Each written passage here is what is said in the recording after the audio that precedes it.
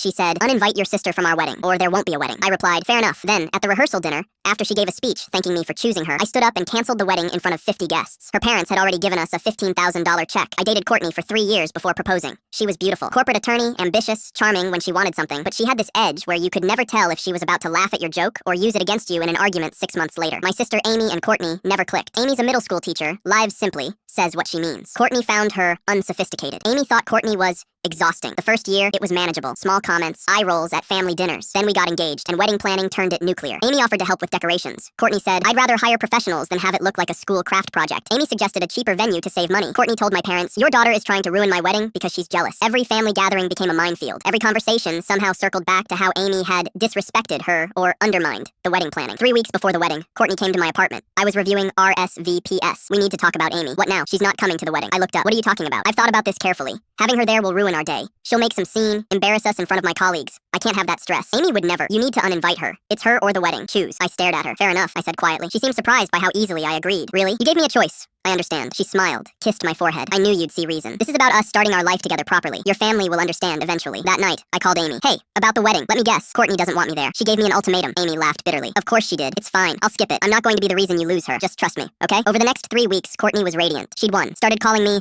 her amazing husband-to-be who knows what matters. Posted on Instagram about marrying someone who puts your partnership first. I didn't correct her assumption. Let her believe Amy was uninvited. Meanwhile, I confirmed Amy's attendance directly. Made sure she'd be at the rehearsal dinner. The rehearsal dinner was at Courtney's parents' club. 50 people. Her family, my family, minus Amy as far as Courtney knew. Our wedding party. Close friends. Her father stood first, gave a toast, handed us an envelope. "We wanted to contribute to your future." Courtney opened it. A check for $15,000. She teared up, hugged him, then Courtney stood, tapped her glass. "I want to say something. Planning this wedding hasn't been easy. There were tough decisions, but I'm so grateful to be marrying someone who understands that marriage is about choosing each other, even when it's hard." She looked at me. "Thank you for choosing us, for choosing our future over distractions." Everyone smiled. Her mother dabbed her eyes. I stood up. "Actually, I have something to say too." Courtney beamed. "These past few weeks have taught me a lot about choices, about what kind of partner someone is when they think they have power over you." Her smile faltered. "Courtney gave me an ultimatum 3 weeks ago. Uninvite my sister Amy from our wedding, or there wouldn't be a wedding." The room went silent. I said fair enough. She assumed that meant I chose her, but here's what I actually chose. There won't be a wedding. Courtney's face drained of color. "What? I'm canceling the wedding. We're done. Is this a joke?" "No joke. Someone who makes me choose between them and my family isn't someone I should marry. That's not love. That's control." Her father stood up. "Now wait, also Amy is here." I gestured to the entrance. Amy walked in, right on cue. Courtney's face went from white to red. "You planned this, just like you planned your ultimatum. And that speech about me choosing you." She looked around at 50 people watching her colleagues, her family, my family, everyone she'd just performed for. "You humiliated me in front of everyone. You tried to exile my sister from the most important day of my life. Seemed fair to let everyone know who they were really celebrating." Her mother grabbed the check from the table. "We'll be taking this back." "Keep it,"